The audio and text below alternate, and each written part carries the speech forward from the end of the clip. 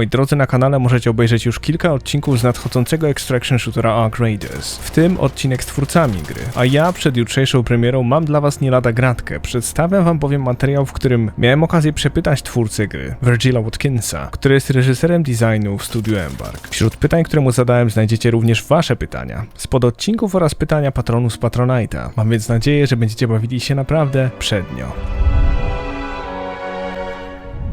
So, Virgil, initially Ark Raiders was strictly a PvE game, a cooperative shooter, and please tell me, what was the decision-making process behind making it a PvPvE game and an extraction shooter at that? Yeah, I mean, so back then I was a senior technical designer on the project, so that decision kind of came down before I moved into this role, but it was a kind of shared sentiment on the team that back then we couldn't really find a way to shape what that game was going to be into something fun. We had a lot of like great world building and tech for the enemies, and it was fun, like in the moment, to run around and do stuff, but it lacked any sort of metagame. There was no real inventory system, or in fact, essentially no inventory at all. Like a lot of people thought it was a looter shooter and some other stuff, but the fact is like that never even existed. You drop into this giant map and you'd run around a huge open desert for like 10 minutes hoping to get into a fight with a giant robot, and then often wouldn't.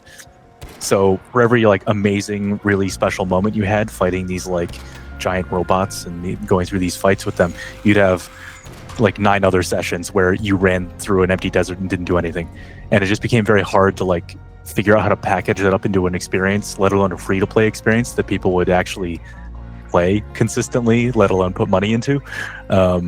So it was just coming to the realization, I think, as a team that like we weren't able to turn that into a game that people would play. I gotta admit, the setting is so up my alley. The retro science fiction vibe, the cassette futurism, it's as if I went back to the 80s cartoons or the comic books of the early 90s. Why this particular setting? And are you guys happy with how it turned out so far? Yeah, I mean, I think the vast majority of it is driven by our art and creative direction. So the style was pretty well established by the time I joined the studio, and we just tried to stay as true as possible to it. But I think it's because one of our general ambitions is to try to take a setting that could be super bleak and horrible and try to put a slightly more welcoming spin on it, because there's plenty of games that have handled the apocalypse quite well in a very bleak way. So you've got like Stalker or the Metro games and things like that, and they really nail it for what they're going for. But we kind of wanted some of the vibrancy and warmth and things that could kind of counterbalance what is otherwise a really dire situation. So I think, at least from my view, that sort of cassette futurism vibe really lends itself super well to that, because it kind of embodies a lot of those I don't know, like aspirations to the future or like hope for what could become. Like, so I think that's a nice contrast to the situation presented to the player in this game. With how excited people are about the setting, atmosphere, the mechanics, I still get tons of questions whether there's a slight chance for the game to introduce a PvE single-player mode. I don't think we're doing anything on that scale, but obviously we're looking at it. You know, our PvE element has proved to be pretty strong, but certainly nothing we would commit to at this point, saying like an entire mode or an entire way of play. The game today is built around having those two components together, so removing one without really careful consideration, I think could end up just sort of shooting ourselves in the foot. But I completely understand players wanting to experience the game in that way. And generally our hope is with the sort of the affordances and safety nets we've put into the game, that even someone who may want to play only PvE can find enough comfort and enough to do and enough interest in the mode we have today and still kind of get what they like out of that situation. So I'd certainly encourage them to try at a minimum to see if it works. Players often question certain balancing decisions when it comes to the solo mode, particularly the time to kill, as it's pretty fair when it comes to dealing with other players and arcs as trios. However, as it is basically the same for solos, players seem to find certain firefights lasting way too long. Is it intentional on your part to make players work hard and deal with whatever the game throws at them? Or are you perhaps planning and considering rebalancing solo raids in the future? I mean, it's absolutely something we'll keep an eye on. What we've found, it's interesting a little bit. Our internal tests and like some of the earlier tests we've done found that solo play was far easier, in fact. because you are alone. Your whole group isn't drawing attention necessarily, things like that. But I think primarily I'm going to hold a little bit to see how it works for players once they move up the progression a little bit and get access to better gear and weapons and gadgets and all that stuff, because that will definitely start tilting the balance more toward the player, because obviously, especially in Server Slam, since they're limited to kind of the lowest tier of guns mostly, you're a bit under the gun, as it were, against these drones. But I want to see how the dynamic shifts as players get a little more familiar and a little more capable and have some more tools to work with. But yeah, I completely understand that it can be a bit overwhelming at the start, but I think that's what gives it some of the tension, is just knowing that you're at risk by doing dangerous actions. Are there any mechanics or features you could not and will not include in day one version of the game, but you'd like to once the game releases and further on? I mean, yeah, there's definitely features. I won't really be able to go into them, but we'll be rolling things out basically as we are able across the next few months. So hopefully in Server Slam, people got to see those little like info panels about some of the upcoming features, but there's definitely going to be more to come as we go. And then of course we have to see what players engage with and what they enjoy and what they may see a lack of. And then we'll start moving toward fulfilling those needs. Okay, so to my surprise, especially with what I have experienced and how extractions work and how multi-layered they are, people tend to ask whether you're going to introduce mechanics preventing other players from hard camping extraction sites. That's a very interesting topic. We've looked into it really extensively in terms of like what one might call extraction camping. And by every measure we've been able to use so far, looking at telemetry, looking at kills versus how long people spend places, like we've stacked up a lot of data around this, and we can't point to extraction camping being a prevalent issue. The vast majority of the time is you've activated an extraction and someone close enough hears it and comes running to take a fight with you. But as far as like literally protecting the extractions, that is a very tough ask, because that gets into the territory of punishing people for PvPing in a PvP game. And I think that's a line that I'm not comfortable crossing. I think it sends very mixed messages.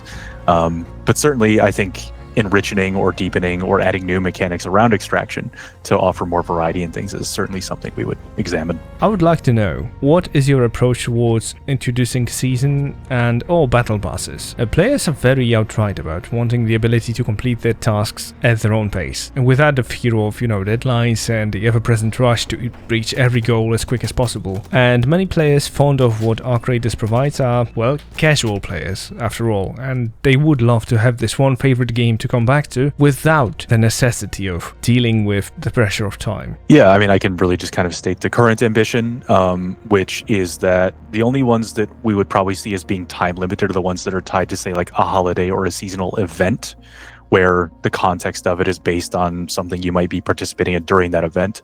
But otherwise, like the battle pass or raider deck, as we call it, on launch will just be there. So we're trying to take that approach where you can just progress as you want to.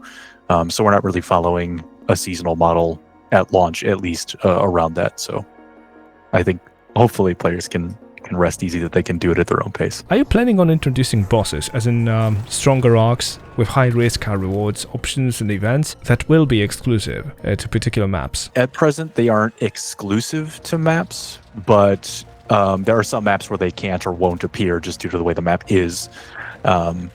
So it'll have some location stuff like that, but certainly as we go with some of the new ones we may develop, there's likely that they'll need some more special context. But we're a little careful of contextualizing them strictly as boss fights.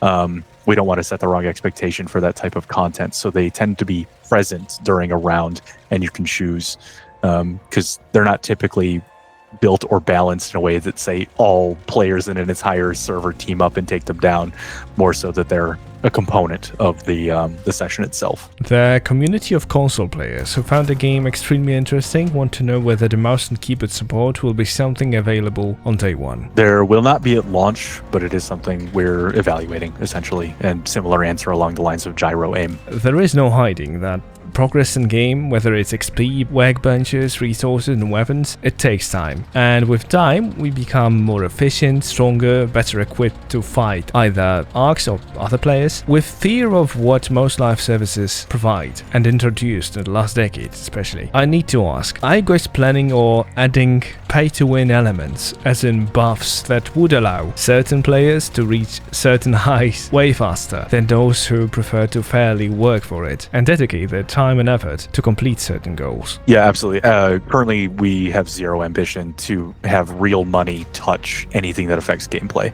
So it's going to stay on the cosmetic side. The match system is very unique, especially with its different stages, yet players tend to have this difficulty understanding what the course of a single raid looks like. Can you please explain when players can join into the game, can they join an ongoing match, and how does that impact the overall experience? Each round has a certain limit of players that can be present and a certain amount of time that they can join that in. And right now, our sessions, almost entirely with a couple of exceptions, are 30 minutes maximum. So the server will start up, there'll be 30 minutes on the clock, and then through some mechanisms we will inject new players into that session as it goes on up to a cutoff point, which right now is the 18-minute mark, 18 minutes remaining in the session. And we chose 18 minutes because that seemed to be the best trade-off point between having enough time to accomplish some things during the session and the session getting too dead toward the end as people have extracted or died or whatever else. And, we're going to keep an eye on that. But it should be the case that 18 minutes is the least amount of time you have to work with. And while I understand that can be frustrating sometimes to players, hopefully they have enough to do or enough to react to or a decision to make, if that's the case for them, to still get something out of that session. And, still feel like they've accomplished something or got something worthwhile out of it. So we really tried to balance it around that in terms of what's going on in the session, the amount of loot present, the patterns that players will kind of move in or be doing things in. So that's kind of where we're going to keep it for the moment, and then just sort of assess once we're live and can see how people are reacting to it, as well as just looking at our telemetry around how things go. To me personally, the appeal of extraction shooters is fighting against a diversity of players. Some who are the same level as I am, and others that are way more experienced. And some players ask whether you're going to introduce skill-based matchmaking or level-based matchmaking, and although I'm definitely against it, I think it's very important for you guys to share your opinion on that matter. Right now, I think we put out a post previously, the main thing we care about is the squad versus solo split. I think that is the critical factor in what makes these matches feel correct. And I think because of our TTK and things like that, 1v3, unless you're choosing to go into that situation with open eyes, that gets a bit too much for players, I think, which is why we made that decision to, whenever possible, make that split. And then the only avenue that we would want to protect with other forms of matchmaking was, I don't want the guy with 500 hours fighting the guy on his third round with a Stitcher who doesn't understand how to vault over an obstacle yet. So I think primarily those features would go toward preserving that first time user experience and kind of when people are still in what we would call the training wheels phase.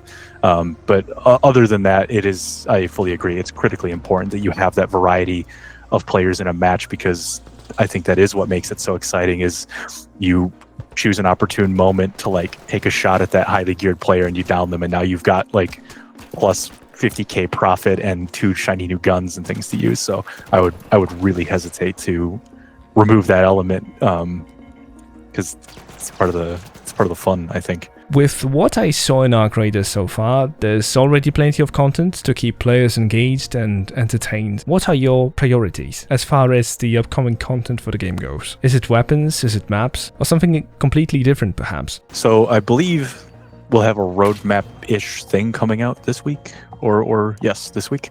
They will have some of that, but it kind of follows along the track of bolstering the systems we have, so adding some additional features to those or extending those.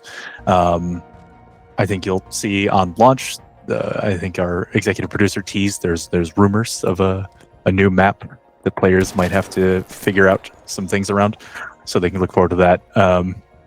But yeah, otherwise we're still establishing our exact cadence for that. But it does follow the kind of obvious things of, you know, new ways to play, new maps, new things like that, extending quest lines, all that sort of stuff. So I don't think there's any mysteries tucked away there, but hopefully it is along the lines of what players will enjoy as we grow the game out. Okay, last but not least, with the release coming as soon as tomorrow, and Arc Raiders being praised online, players being so positive about the game, and what they have experienced so far, how excited are you about tomorrow, and about the journey you guys went through to bring Arc Raiders to the light of day, and how excited are you about the journey that's ahead of you? I mean, yeah, I think we're all extraordinarily excited. It's been 6, nearly 7 years for some of us on this project, so it's good to finally have it out the door.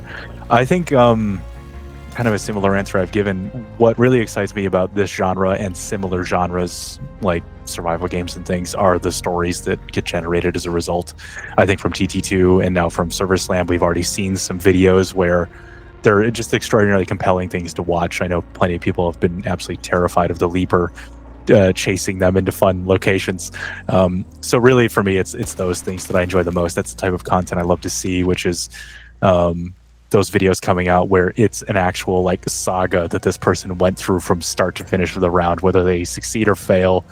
Very often it's something that you can actually go tell someone a story about, and I think that's what makes this so strong for an experience. And then on the side of the question around how balanced or approachable it is, I think that's what allows for more of these things to occur, because it's not much of a story to tell if you're like, well, I stepped into the open and died in one shot, my screen cut to black.